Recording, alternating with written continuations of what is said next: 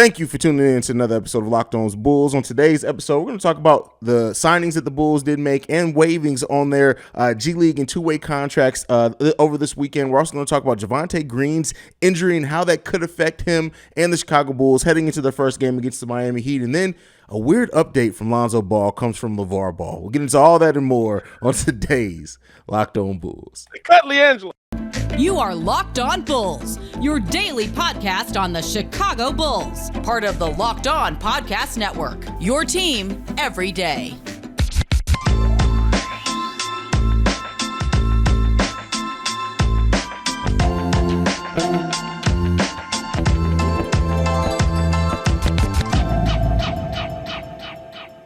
Thank you for tuning in to another episode of Locked On Bulls, member of the Locked On Podcast Network, where it's your team every day. That's Pat, the designer, host and creator of the Windy City Breeze. I'm Haize, host and creator of Chicago Bulls Central and Chicago Bears Central. Pat, the Bulls made a bevy of, not really a bevy, let me stop exaggerating. They made a couple of signings, a couple of waivers. They officially assigned Kostas Antetokounmpo to a two-way contract. They then signed Okoro White, but then immediately waived him. We talked about that before, what that means. That basically means he's going to be on the G League team. He gets a little bit more money that way. But they have also waived Justin Lewis and Carlick Jones. What do you make of these additions, subtractions? Does it matter? Does it not matter? What do you think, bro? I think we got a lot of nice players coming for our G League team. But I think at the end of the day, right, like it comes down to AK trying to make moves like we've talked about on this show before, right, to bolster that G League team and start development, start long-term pieces. That's why you go after a piece like Kostas Antetokounmpo. Although I think that's the 5-year plan right there. I think we're pretty much, what I'm saying? I'm so tired of hearing about this 5-year plan. We'll see you 2026, baby. What's good? Like, Bulls, you got your other brother. Bro, Bulls, like, legit, man. Oh, like, my that's Jesus. The thing. Like, my favorite part of that is like, so does he like Kostas more than Thanasis? Or no, bro. It's stages. The Operation 1 was getting Kostas. Yeah. We're gonna get Thanasis in a year or two, and then 2 or 3 more years after that is gonna be Giannis. That's what's gonna happen. Okay, yeah, we get all of them here. We institute Lavar Ball's plan with the Antetokounmpo brothers. That's how we get a champion. That's how we go. That's how it's going down.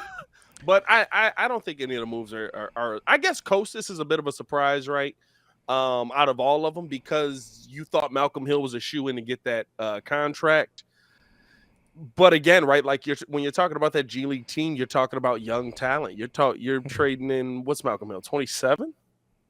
Something like that for a 24-year-old 6'10" big man. Also, Malcolm Hill at a position that we don't really need. We got plenty of guards. So I don't think that I think the bottom line that me and you both have agreed on, we're not going to spend that much time on this, because if we see any of these mugs, Something's gone wrong. Went wrong.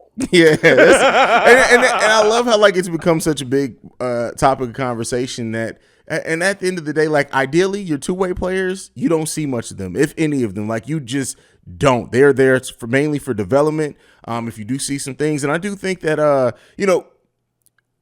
the Bulls are using that G League team as a developmental system. They are bringing in players that they see some potential in. Yeah. When you look at like over the course of the weekend, they also signed a new assistant coach in Marko Andjelovic. Said that right. He's named as one of the assistant coaches of the Windy City Bulls, and he's one of the biggest player development coaches in Europe. He's developed a lot of the European players that are playing in the NBA right now. He's worked and developed him. And I said over on Central that yesterday was Marko Simonovic's birthday. It's literally the best birthday present they could have given him and everybody else down there. Even Justin Lewis, who was waived, but it seems like he's still going to be, because of the injury, he's still allowed to work at the facilities, train at the facilities, work with our coaches. He's still seemingly going to be a big part of whatever the Bulls do in the future as far as down there in the G League. I think that like AK and Eversley are going to use the G League team truly as a developmental system. How many of those players we end up seeing, that remains to be seen. Unfortunately, with developing players down in G League, you could develop them and then somebody else could sign them. It comes with the territory. But at least going forward, looking at this Bulls team, looking how they've drafted even in the second round, getting talent like Ayo Dosunmu to really have that that G League affiliate be that developmental system, I think is going to bode well for the Bulls for years and years to come. No, 100%, right? Because, I mean, you think about it, we're getting to the point where G League players are not only starting to show their face in the NBA on a consistent basis, but are becoming the stars of the NBA. They're becoming leads. Jordan Poole just signed a major money deal to continue being with the Golden State Warriors out of the G League. Alex Caruso got big money last year from the Chicago Bulls out of the G League, right? So, like, when you start to see that trickle-in effect and start to see that the G League is actually working, I think that was the problem with the D League, right? Like, wasn't it? That was the one before, right? Like, when it literally was the development league. That was the problem there because, like, nobody developed. Like, the only player that was in the D League that, like, we ever paid attention to was buddy that went to the Lakers and got in for one NBA game and knocked down all the three-pointers. I don't even remember his name, but it was a great story. But, like, people didn't develop. Now that you're starting to see the development, now that you're seeing people take NBA leaps, and not only are you, right, you might not get a Jordan Poole every time, but if you get 2 Alex Carusos or you get your grinded out guys from there, right, like, that's a positive. That's a plus. That's what you want to see. Andre Ingram, was that his name? Andre Ingram? I don't remember. I know he got in one game. Like I know. He played because he played like the most G League games ever. That's funny. And they were like, we'll give him a game when the Lakers sucked. And he came in and knocked down like 7 threes right off rip. Yeah, I mean, you just never know. Like, and especially the way that I look at it is like when you're a team that hopefully is going to be a playoff team for years and years to come in the Chicago Bulls, like you're going to get talent that's going to be raw. And if you can stack that and develop that talent down in the G League while you're competing, and then those players come up and they're a little bit more ready to go, that's a big thing. I think Devon Dotson may be. He's only 23 years old. Like, we saw Devon Dotson when he came in when we had our COVID thing. He showed some flashes. He's now not in our G League affiliate anymore. I believe he's in Charlotte's G League. Is it Denver? It's Denver. It's one. Yeah, you may be right. You just never know. Actually, it looks like he plays for Washington's G League affiliate. We were both wrong. We were both wrong. No, I mean, and here's the thing, right? It's about the what's coming in the NBA, right? It's about the rule changes that are coming with people coming in. You're not going to get. I didn't think about that. You're not going to get Eddie Curry to the NBA, right? Like, if you see potential in Eddie Curry right now, you send him to the G League. Now, there's going to be some people that say, I'm not going to take that deal because I would rather go to college and learn and build my name than go to the G League. But, like, with the rule changes that are coming, you want to have an owner that's ahead of the 8 ball because he's going to see some 17-year-old kid and be like, hey, is high school for you? I don't think they're allowed to do that, brother. I don't know if they're allowed to do that. Is it you got to finish high school or age? They got to finish high school. They got to finish high school. Man, drop out, brother. I mean, but we do know that it's expected with the new CBA they're going to start allowing high school players to come out again. But you need help with that one, bro. I just listen. I went to a hoop in high school. I saw the some of the athletes that was there, and it was like, hey, bro, just go to the next level, bro. Like, they passing you just so you can be on the basketball team. Like, we do not. That is not an official endorsement or message here from Locked On Bulls. That is solely from Pat the Designer. Make sure you send any thoughts and feelings on that towards Pat the Designer. We know that everybody ain't the smartest box in the of crayons out here. You know what I mean? Like, they're not the brightest. How did we get here? I don't know. I'm just saying. Excuse me for being honest. I can't be honest. No. Are we not on the podcast? We can't talk on the podcast. We can't talk on the podcast. Where can we talk? What can we talk? If we can't talk on the podcast, what can we talk? All right, Bernie. Bernie Mac Shout out to the Chicago legend, Bernie Mac, by the way. That's crazy, bro. But yeah, I mean, we'll see. Lastly, before we end this segment, do you think, if you had a bet on who's going to, because Malcolm Hill, initially we thought Malcolm Hill got his 2-way contract rescinded. No, he's still going to be on a 2-way. Who do you think plays more NBA minutes this season, Malcolm Hill or Kostas Antetokounmpo? I think there's a potential for it to be Kostas, right? Because if Kostas shows you anything, you have nothing there. Like, legit, like, if Kostas goes down to the G League and he shows you, like, no, I can be on an NBA roster. And I mean, the one thing about Kostas is we can say he's been on an NBA team. I don't want to hear Muzz in here talking about he's a champion. He understands what it takes to get that. Relax, Tristan. He is a champion though. Shout out to Kostas. Shout out for Kostas for getting the ring. All three Antetokounmpo brothers all got rings. Brothers have a ring. Yeah. But that's pretty cool, man. But no, I think that like if in Malcolm Hill's situation, there's so many guards ahead of him. Like unless we see like somebody major go down, I don't really see him getting a spot. But Kostas, right? Like that's the spot that's prime for the taking. I still don't think Kostas is trash. I think we see Malcolm Hill before we see. I gotta be trash. Oh, but I'm the wild one. We're talking about 18 years old coming out of high school. We already know I call NBA players garbage. You already know I do that. So I mean, it's already been pre-established. You're supposed to be the good guy. I'm the bad guy. That is supposed to be the dynamic here. You were stepping on my dynamic, sir. My bad. I didn't realize that's what this was. All right, next up. Trash, according to you. Let's finish that out. Next up, we're going to talk about Javonte Green and an unfortunate injury that he sustained in practice. But first, I got to talk to you guys about Rocket Money.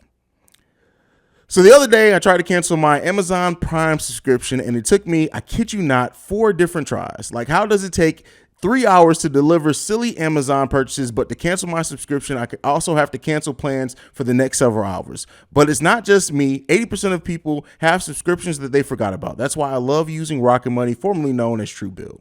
Are you wasting money on subscriptions? 80% of people have subscriptions they forgot about. Maybe for you, it's an unused Amazon Prime account or a Hulu account that never gets streamed.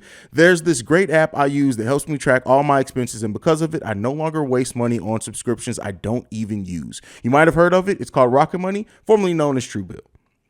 The app shows all of your subscriptions in one place and cancels what you don't want for you. Rocket Money can even find subscriptions you didn't know you were paying for. You even may find out you've been double charged for a subscription. To cancel a subscription, all you have to do is press cancel, and Rocket Money takes care of the rest. Cancel unnecessary subscriptions with Rocket Money today. Go to rocketmoney.com/lockedon. Seriously, it could save you hundreds per year. That's rocketmoney.com/lockedon. All right, Pat. So, interesting thing came out, I believe it was Saturday morning. Yeah. Javonte Green suffered a hip pointer, which isn't typically a severe injury, something that keeps you out a long time if it does keep you out. So I want to ask you this. This injury to Javonte, whether it affects the starting lineup or not, but how do you think it's going to affect Javonte's play if he does try to play through it against Miami Heat Wednesday night? I mean, I would assume it's tough to me to see him play through it because, right, like so much of his game is based on his athleticism, and you have to ask if that's going to take away from his athleticism. Like, okay, if he's added the jump shot legit, right, if he's shooting 75% from the field, we're killing it. Like, perfect. He's dominant. But the realism is he'll probably end up shooting probably around maybe 34% from the three-point line, right? Yeah. And he's going to be somebody that's going to be able to attack downhill. He's going to be somebody that's going to be able to get to the bucket, that's put back jams, that's going to catch oops, that's going to catch, right? Like, and most of the things that I just named there are affected by if his athleticism is affected. Again, he dunks really hard, he jumps really high, still 6'4". Like, it's high for somebody that's 6'4". Yeah. It's not like he's Zion Williamson vertical, you know what I mean? So like I think that's going to be the part that probably affects him the most. And I'm gonna be real with you, right? Like, I think if Javonte's only giving you the defensive end, is it worth playing him over somebody else that's out there? And maybe it is, but I think that would be my question. Like, if he can't give you the full package on both ends, is it worth putting him out there? I mean, it really... Or risking more injury with it, you know what I mean? So the typical return time from a hip pointer is 1 week. So, you know, it's not typically that severe. Now, the most severe it is, it can cause you issues for up to a month. Yeah. I say this, like, we already know we don't want to risk any major injury, right? And while Javonte has been amazing in preseason, I think he's going to have a heck of seasons for the Chicago Bulls. And I know it's a season opener, but if there's any chance that a setback, something could happen that could set him back from being out maybe 10 days to being out 3 weeks, I think you got to sit him in that one game. That's just my opinion. It sucks to start off the season that way. All the things, I understand that, but health. Our health is so important to the Chicago Bulls team that I would rather see somebody miss 1 or 2 games than be dealing with a nagging injury and not playing themselves for 5 to 6 games. That's just the way that I see it as of right now. And the biggest thing is how our schedule lines up, right? Like, it's not only like a punch in the face competitive wise, it's a punch in the face scheduling wise. Like, we got, what is it? It's Wednesday, and then we got a game Friday, Saturday, right? Yep, Friday, Saturday. Like, you're starting the season off with back-to-backs. You're starting the season off with, so like, to me, that's the reason why I would look at it and I'd say you probably don't want to put him in that position early on. Would Javonte be a big help versus Miami? Yeah, because there's going to be a defensive, grinded out kind of game. You want to have somebody that can get in there and, battle with Jimmy Butler, right? Like, he would be a really good guy to cover Jimmy. He'd be somebody that you would like to see covering Tyler Hero, right? But listen, I don't know the severity of it. I don't know if it's going to sideline him. I don't know if it's going to keep him out for a while. But like, it's just something that I look at and I'm like, if it's one game at the beginning of the season, that it doesn't matter in the retrospect of the rest of the season. Like, legit, the first 25 games in the NBA regular season don't really matter. And it's probably more than that, but like, I would say 25 is probably where I would be like, okay, like, who cares what these games are? Like, I'm glad to see basketball back, but like, if the Bulls are 20-5, none of us are gonna be like championship or bust. See Red Fred. I was about to say C-Red Fred absolutely will. Shout out to C-Red Fred. Shout out C-Red Fred, man. He's keeping hope alive. Listen, he's been doing it for 10 years basically at this point. Shout out to C-Red Fred for doing his damn thing. I think the season we do finally win the NBA championship is the season where Fred finally goes, I just don't think we're gonna do it, guys. that would be wild. I just don't think championship 7 is gonna happen this year, guys. So as of right now, without any information, keep in mind, as soon as this episode drops, we'll probably have information and confirmation of Billy Donovan saying, "Oh, he's good to go." But with that being said, do you sit Javonte against? As of right now, do you sit Javonte and start Patrick Williams? With the information? As of right now, yeah. But I would have started Patrick Williams either way. But like, as of right now, to me, yeah, because, like I said, one game in the season doesn't matter, and if Javonte Green is the thing that puts you over the Miami Heat, you're probably like either they're really bad or you're just like very mid-level. You know what I mean? Like, I like Javonte. I like what he adds to the team, but like, I don't see Javonte Green as the piece that keeps us from winning a game versus Miami. That's fair. So I guess it remains to be seen. We'll see how it goes with Javonte. I do think that Javonte is still primed to have a big season. Nothing takes away from that. And guess what? Patrick Williams had a heck of a last preseason game. And if he does start, I love how like it's shifted from like, oh, can you believe Patrick Williams not starting to like, if Williams is starting now, people are like, well, are we sure about that? Listen, P. Will still got a lot of potential. He needs to start anyway with his size. So I don't care about none of it. 6'4". We watched this all, like, I love how quickly fans forget. I'm not even just gonna say Bulls fans, just fans. I love how quickly we can forget what we watched all last season. Vooch can't get a rebound down there. 6'4". Javonte shoots 75% in the preseason. You gotta start him. How can you not start him? You gotta. It's like you watched this for 82 games. 82 of them. Shout out, no, but seriously, Javonte's gonna have a big season for us. I love him. I love seeing what he's done. I love seeing what he's added. I think off of the bench, he's actually gonna be a really nice asset now. When I didn't think he was gonna get that run, I think he's somebody that we might be looking at, and if he can keep the shooting percentages a little higher, be like, hey, what we trading Kobe White for? Like, I didn't expect him to be in that conversation. Yeah, but I feel it for sure. Oh, Javonte at the guard too. What would Javonte look like guarding too? I want him to be a guard so bad. Yeah, bro. Like that would be. They won't put him at a guard, bro. Like the way that he does guard 3s and 4s. Imagine that on some guards, especially ones that aren't like a Donovan Mitchell would hate having Javonte on him for 15 to 18 minutes again. And that's my thing. Like, that's the guy you should be putting on him. Yeah. Like, yeah, he can play really well against bigger players, and you want to use that. But, like, I feel like Javonte Green could shut Muggs down. We're going to see. If Patrick Williams' improved play stays a thing, they're still going to find a way to put Javonte out there. And if Javonte moves on the guards, bro, be on the lookout. Could you imagine having Ayo Dosunmu, Alex Caruso, Dalen Terry at times, Javonte Green, all guarding other opposing guards at all times? And God forbid, when Lonzo Ball comes back, guards are going to hate playing against the Chicago Bulls. And that's the goal, right? And that's what I like. But it's also just like Billy Donovan hates Marco. So, like, whatever. Like, Javante's destined to play the 4 in this team. Absolutely.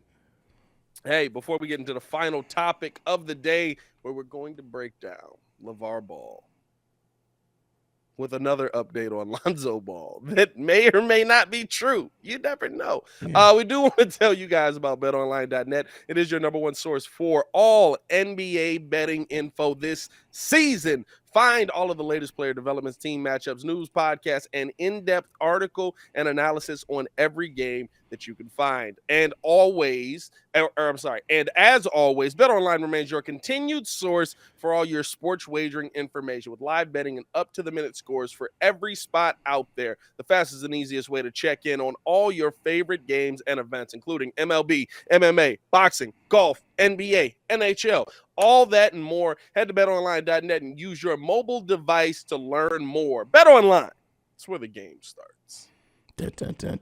All right.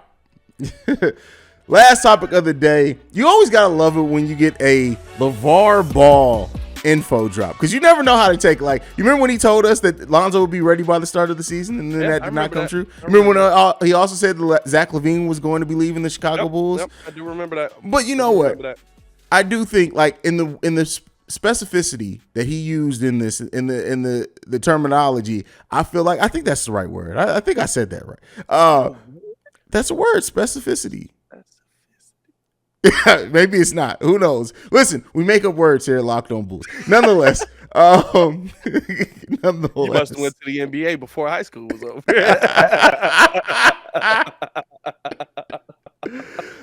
LaVar Ball saying that what happened in Lonzo's knees, that there were some fragments touching a nerve which was causing his discomfort. Now, I will say this. It sounds feasible. We heard that they had to go in there, clean up some cartilage, loose cartilage and things like that. So it would make sense that if you think about the way that Lonzo was describing his pain, the way that the doctors weren't sure, that they've all said that the injury that in the initial surgery went well, it healed well. So if it was just those loose fragments around that nerve, I think, and I take that personally as meaning that maybe his outlook isn't as bleak and it's going to be a little bit more of a straightforward healing process now that those fragments are removed. What do you think, Pat? I think seeing is believing. And that's kind of where I'm at with the Lonzo situation, right? Like, LaVar gave us an update. Like, I'm not going to say that he doesn't know what's going on with his son. Yeah. But, and it would make sense that he would know, right? Like, I saw people, like, when the update came out, like, LaVar doesn't know what he's talking about. It's like, it's his son. Like, don't you go to the doctor with your kids and they tell you what's happening? Yeah. So, like, I would assume that, like, he spoke with the doctor and understood, you know what I'm saying? Like, or at least spoke with his son. So hopefully that it is more straightforward. Hopefully it is moving in the right direction, right? My concern, again, goes back to kind of like, I don't know if that goes to the doctor or if that goes to the Bulls medical staff, but multiple x-rays, multiple check, couldn't see the bone sticking into the nerve. Well, again, it's cartilage, not bone. That would be the difference. Yeah, true. True. Yeah, that's true. I don't know. I feel like we got the technology, right? Like we should be able to see, like, we can rebuild him. Legit. Like, you literally can. Like, I don't know. But so I I want to see Lonzo get on the court. I want to see Lonzo start moving before I make grandstand predictions on Lonzo. I mean, the last we heard from him, he was having issues walking up the stairs at times. So I'm not to the point where I'm like, he'll fine from this and come back and be a great player. Like, I hope that he does. That's of course the hope for Bulls fans around C-Red Nation. But at the end of the day, there's going to be a question mark around Lonzo probably for the rest of his time here. And hopefully that is a long time on, is he going to be healthy? Can he maintain that health? The one thing that Lavar said that intrigues me is that he told Lonzo, don't let them rush you back in 4 to 6 weeks if you're not ready. And my question on that is, have the Bulls rushed Lonzo at all?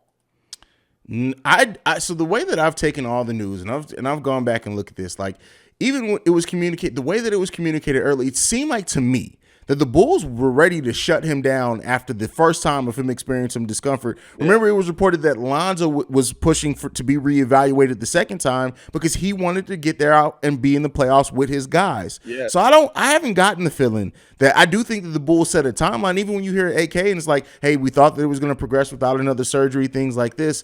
And it seemed like Lonzo's people, the medical staff and the Bulls all decided, hey, if you're not ready to go by this date, we're going to do the second surgery. I haven't gotten the impression that there's been any rush out there. But that's my impression. But we only see the tip of the iceberg too. So true, but like I just feel like, right, like Lavar's the only one that said that, and he said that multiple times. He's talked about that with when he was on Cap's show. And he basically said, they rushed him back trying to get him ready for the playoffs, and his body wasn't ready to go. They rushed him back, and now he's telling them, don't rush back 4 to 6 weeks. Make sure that your body's ready to go. And I get it, right? Like, that's a father being a father at the end of the day. Like, make sure that you're good, because at the end of the day, I need to know that my child is good. Yeah. But I don't feel like we've rushed Lonzo along in this process. I don't feel like we've pushed Lonzo along in this process to the point where it was a 4 to 6 week injury the first time. Or no, it was 6 to 8 weeks the first time. 6 to 8. And we're here a year later, and he's not going to be ready probably till All-Star break. What's the rush there, right? Like I think that was my only part where I was like, I don't know if like telling your son like don't let them force you back quickly is an accurate statement. And that's the thing with LeVar Ball interviews is that there's always some facts that are dropped. I can admit that, right? But there's always some sensationalization. Jesus, I'm murdering words today. Sensationalization going on. That's a word, by the way. Oh, there you go. See, I didn't murder that then. Yeah, but there's always some of that with Lonzo. I mean, with LeVar, where he has to save face, or he has to say some things that aren't necessarily the most true. So we'll see how that goes. Like, it's just good to hear. In my opinion, the way that I took it is good to hear some type, because we really haven't gotten much. We got that the surgery was a success and he'd be reevaluated basically, and telling us to all shut up, and they'll tell us when he's ready to go is basically what we got. So anytime we get a little bit of news, people are automatically going to flock to it because we don't get a lot of it. So I love hearing from LeVar at any point, bro, because LeVar is every black person's one uncle. Like every black person has that uncle, bro, where it's just back in the day I used to get quadruple doubles. Like, come on, like, what are you talking about right now? I actually recorded the first quadruple double in history in a park in Iowa one day. It's like what? LeVar is every black person has that uncle, and he's your favorite uncle every time. He just got a mic in front of him. And listen, I have that uncle, and I absolutely refuse to put a mic in front of him for that reason. Because, like, you can use logic with him, and that mug will be like, hey, I'm going to tell you this right now. At the end of the day, it's all about winning basketball games. And however you got to get there, you get there. Trade for LeBron. How we getting LeBron up? How's LeBron coming? Oh man, you just described my Uncle Sam to a T, by the way. Shout out to Uncle Sam. What I mean? Do what you gotta do to get Kevin Durant, baby. What we got? That's crazy. Nothing. We got nothing. Nothing at all. That's wild, fam. That's wild. But hey, that's it for today's episode. You got anything left, Pat? Nah, man. I mean, that's pretty much. LiAngelo Ball got cut, so we can go pick him up. Listen here, bro. I told y'all G League Kobe is not NBA material. I've been saying it for a year, bro. It's not happening for him. I'm gonna be honest with you. Here's my question on this: what is NBA material? Because although I don't know his preseason numbers this year, but almost every preseason, LiAngelo Ball balls out. Yeah, and at the end of every year, and in the G League, he balls out. In summer league, he's gonna ball out. That's why I call him G League Kobe. He's literally he legit balls out in preseason against NBA players. Like, well, no, he's never balled out in preseason, bro. Never in preseason. It's always been summer league or G League. Never in preseason. Didn't he hit like 8 threes in a preseason? That was in G League, brother. I don't think so, bro. I think he balled out a couple of preseasons. Bro, somebody pull up LiAngelo Ball preseason stats, man. This man was hooping out. He hit 5 threes in a summer league game. It's never been preseason. Oh, bro. It was summer league. Summer league. Okay. I get that. That's it for me. Hey, listen. What if that's the one thing Lavar's actually right about? You put all his sons on the same team and they just start. It's just somehow something gets unlocked. They Something just start cooking, bro. They've been playing together their whole life. Oh my! Dang, I can't even. Hey, you call him G League Kobe, bro? That man G-League in 28 Kobe. games last year averaged 4.6 points, 1 rebound. In G League? Yep. Yeah, he balled out sometimes in G League. He's G League Kobe, bro. I'm telling you, that's it. That's like it. G League. He's worse than Antonio Blakeney. Come on, bro. I'm trying to stop slandering. Send us home, brother. You knew bringing up Zello was gonna send me on a tirade. That's why I bro. did it. Hey man, follow me on everything at Pat the Designer. Follow us both on everything at Locked On Bulls. We appreciate y'all for showing love. And you can follow me at CEO Haize, at CEO Haize. And thank you for making Locked On Bulls your first listen. Now for your second listen, go and check on Locked On NBA. The NBA season is here, and our local NBA experts and insiders have you covered on and off the court all season long. All the biggest stories around the NBA every Monday through Friday in less than 30 minutes. Available on YouTube, Odyssey, and wherever you get your podcast. For Pat the Designer, I'm Haize. This is Locked On Bulls, and we out, y'all. Peace. Peace.